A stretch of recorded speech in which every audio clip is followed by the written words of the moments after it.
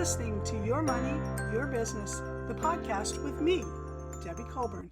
I'm a small business expert and a former professional accountant turned money mindset guide. And I am obsessed with helping you achieve all those things you've dreamed of and thought were out of your reach, with helping you figure this money stuff out.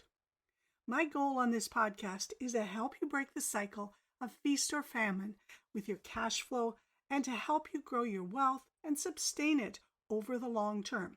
We dive deep, we get real, and we get raw, discovering and exploring what is really possible for you and letting go of all those things that are holding you back. If you've ever thought it's not enough looking at your bank balance or think, I'll never get that paid off, when you open up the credit card statement, maybe you're sick and tired of constantly being worried, of just getting by, and you know you're missing out on key opportunities again and again, or maybe you're done with the constant arguments over money, then this is absolutely the right place. We'll bring you a whole new way to look at money, profit, cash, wealth, tackle the challenges, share the ideas, the tips and the tactics and the strategies, and get you connected to the right resources. Think of this as your weekly prescription of money mastery development and leave the hard work up to me. No matter what's going on in your life right now, I've got your back. Ready? Buckle up, take a deep breath, and join me in a conversation about breakthrough to the next level.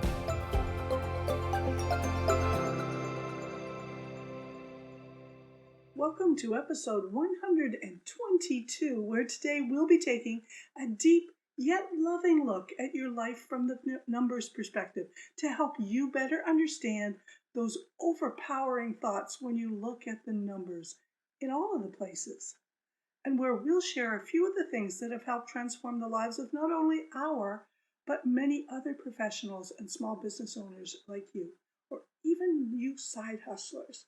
Are you ready? Game on! By the end of the episode, imagine that you've got a new level of confidence in being able to move on from the stranglehold of money worry and nights of tossing and turning to a hopeful, prosperous outlook that is being driven by you, by your new ability to make better choices in line with what you want and for your life, personal and business. It's so much easier to just stick your head in the sand and hope that it all goes away, to think that all of that great stuff out there is out of reach. But I can assure you from my own personal experience and from many of my colleagues that everything is possible for you. And yeah, sometimes you'll be ready to throw in the towel, and as you're standing on that precipice, text already written and ready to hit send, I'm out, I'm done, it's not worth it, a miracle will happen, just like it was supposed to. Damn resistance. Just yesterday, I was on that precipice as my son and I have been looking for a new home for us in the housing shortage chaos that is in the news all across the world, in every country, in every city. And the walls kept falling in on him, things that were 100% out of his control, although we know we have an impact on all of those. Trying to juggle delivering amazing value to you guys while having every ounce of my belief being challenged, ready to run and find the biggest sand dune. But I've learned, like you will, to let those thoughts go, to lean into my ability to figure stuff out. I put down my phone only to have it ring less than 2 minutes later with the complete solution. On time. For 5 days, I had been telling the real estate agent that we'll have everything for them on Monday. And on Monday at 10:15 p.m., I transferred $5,200 to them for our brand new rental home.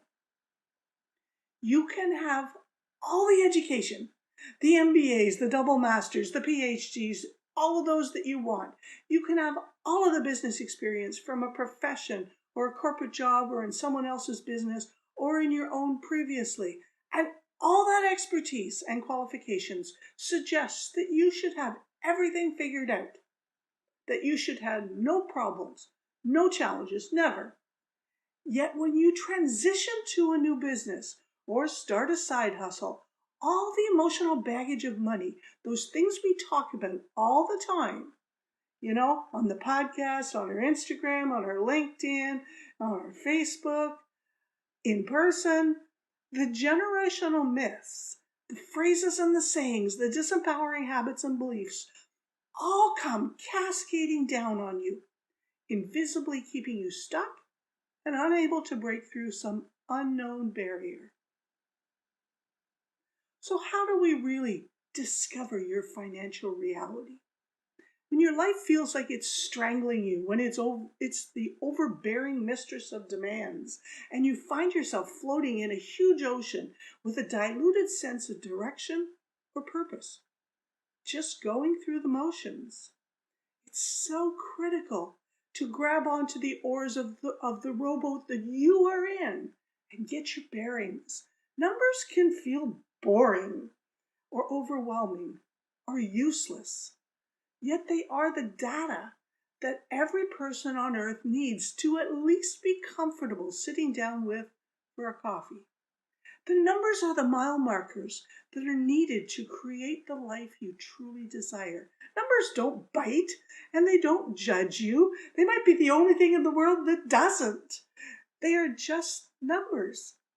And our best position is not to assign a meaning to them. So if your credit card is almost maxed out, it doesn't mean you're a bad person or you're bad with money or you're irresponsible. It simply means that you have an amount owing to the credit card company of a specific number of dollars. That's it. Inoculate yourself against it means I'm a virus. So let's do a simple exercise right now. Open up a bank account, a credit card statement, or an outstanding bill, and write down the balance. You can do it on a piece of paper, you can do it on a napkin, you can do it on your phone. But what was the immediate feeling you got the instant you saw the number? Was it a little flutter inside, a flush of energy up to your head, a panic? What was it?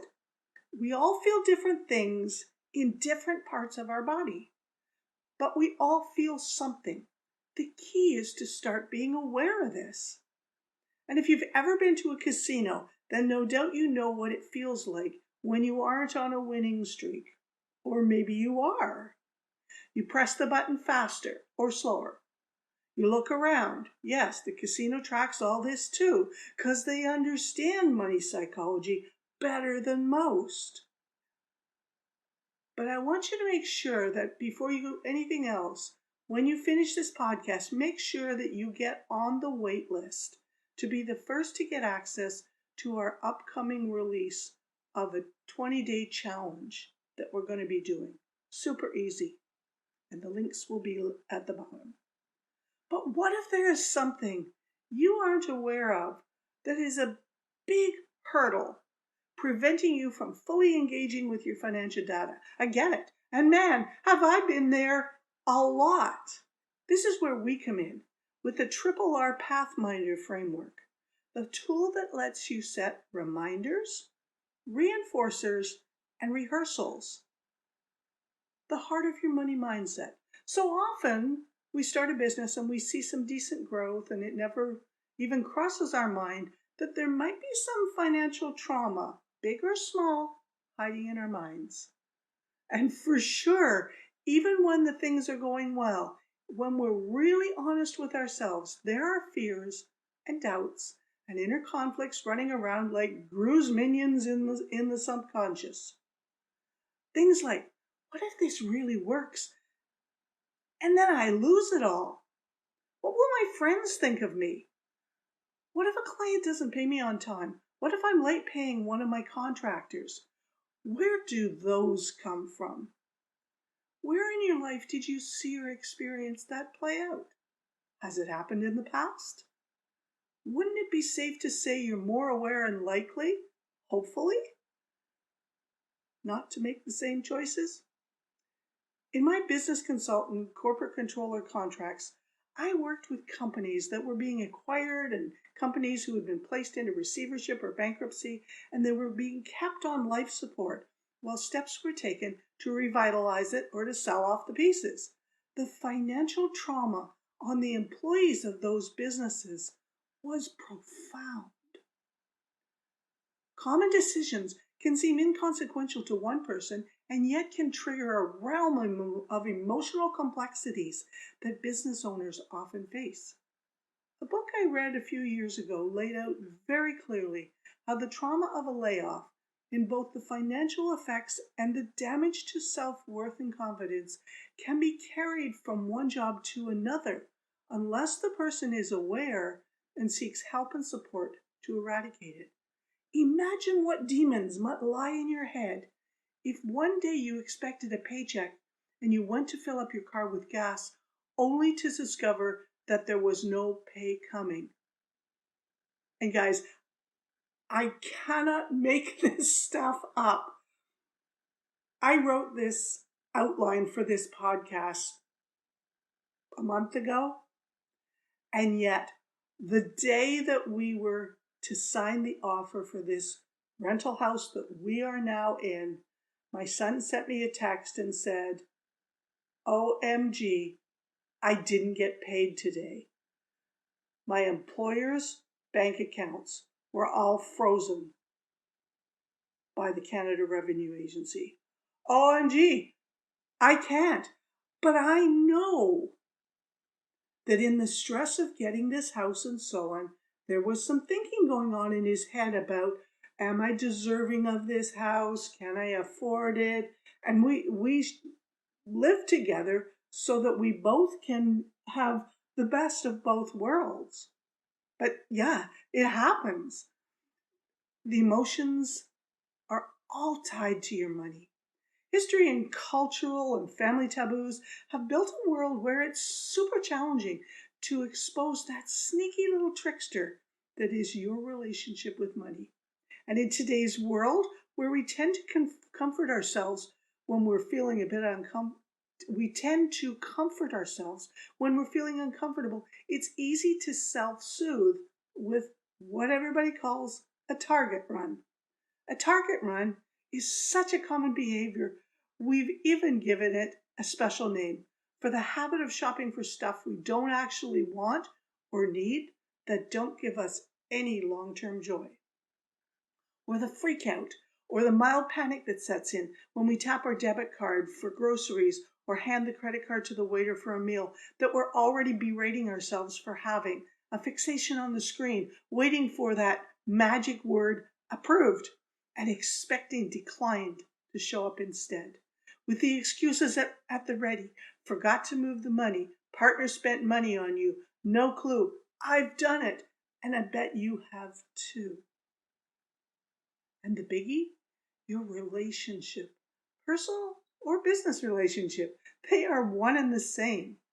The undercurrent of almost every argument is rooted in how money, or the lack of it, is spent or saved.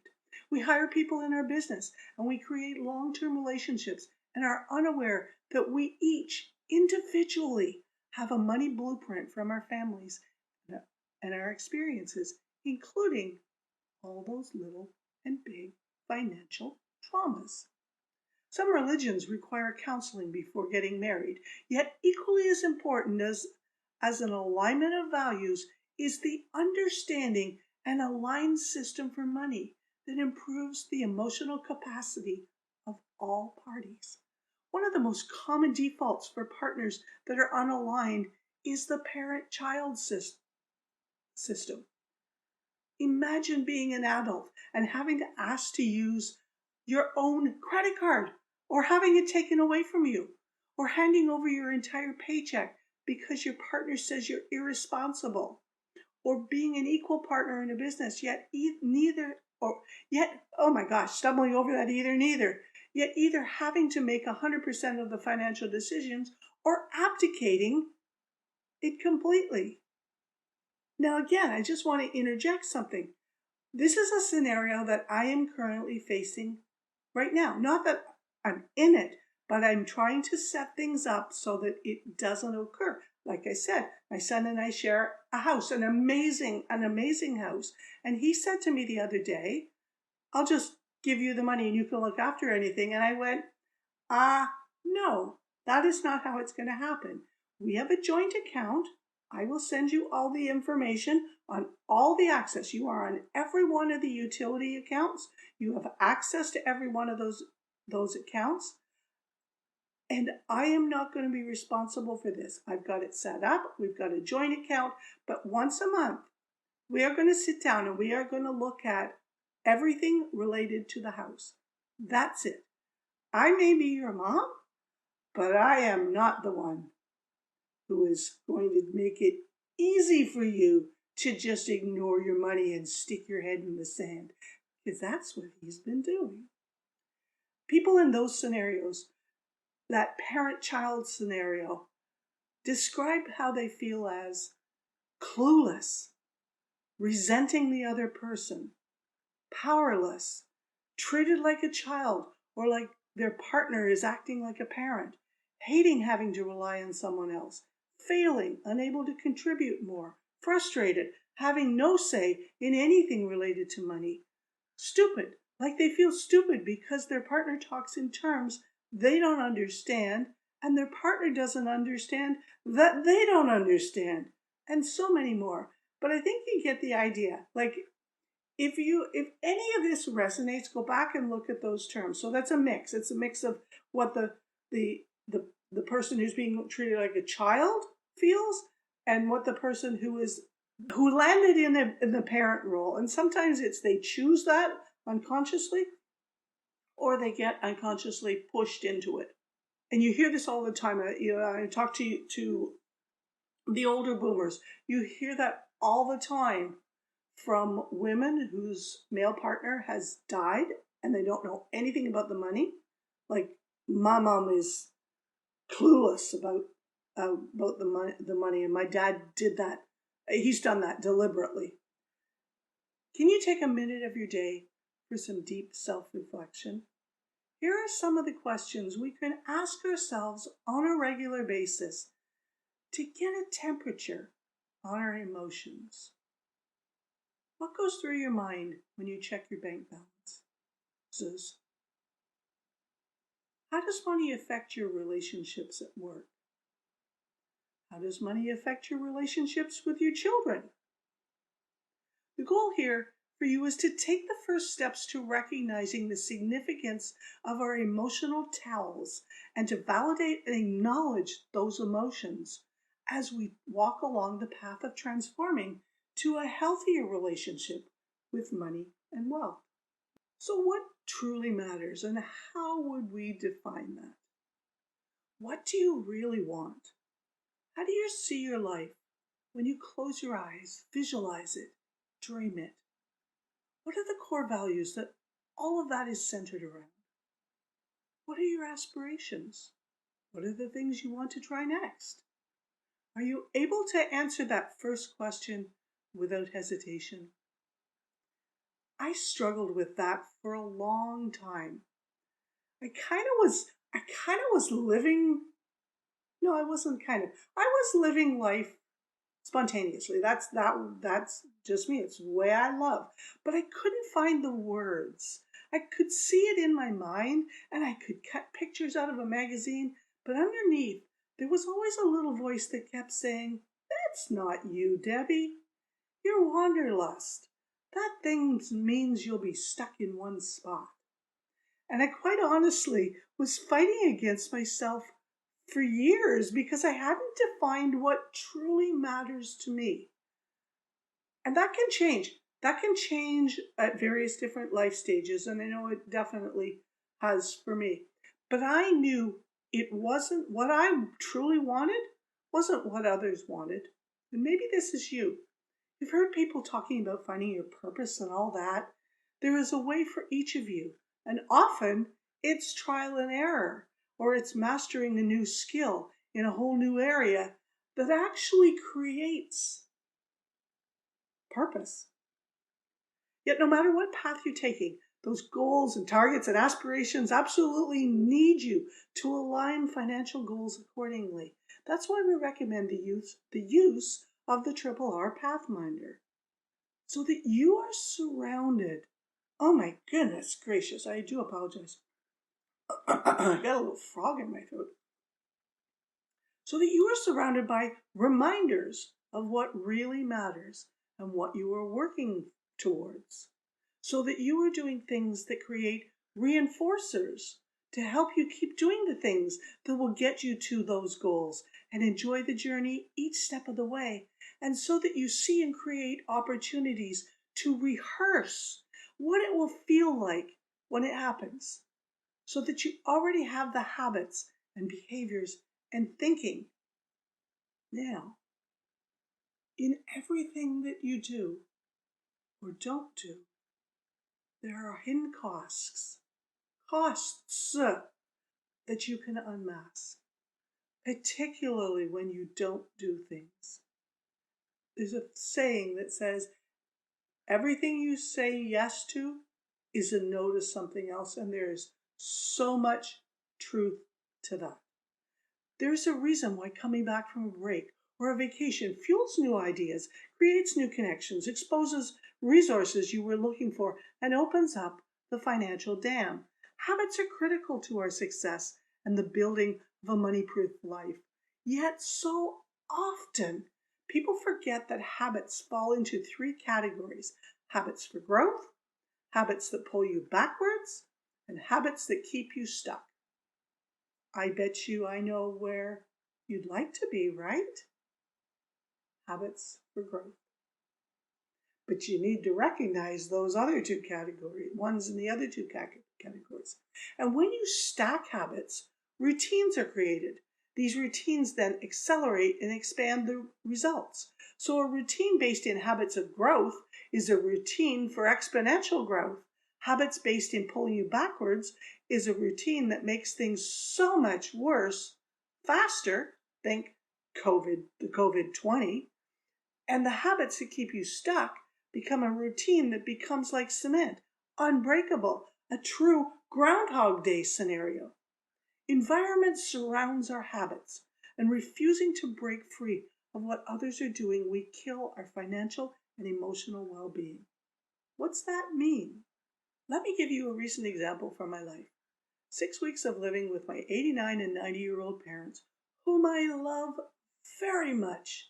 Yet while we waited for the new house to be ready, the constant bickering about money while yelling, really, the criticism about my food choices.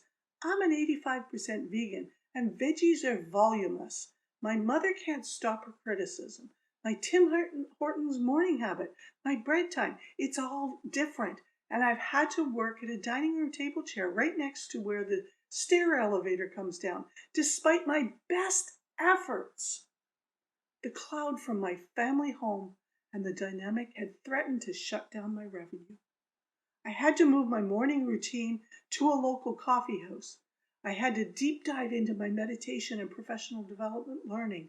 I had to, like others, like I encourage you to do, inoculate myself without being an asshole, which I have to say did happen. My mom and I we have a 10-day shelf life. Here's what I was able to take from this experience. Like Abraham Hicks shares, every experience gives you either contrast or inspiration. This is absolute contrast. The reminder of what is important to me, both physically and emotionally. Everything has that hidden cost. Stress, strained relationships, missed opportunities, and those can accumulate over time. Productivity decline, avoiding visibility, interruptions, freedom to speak on public stages or social media.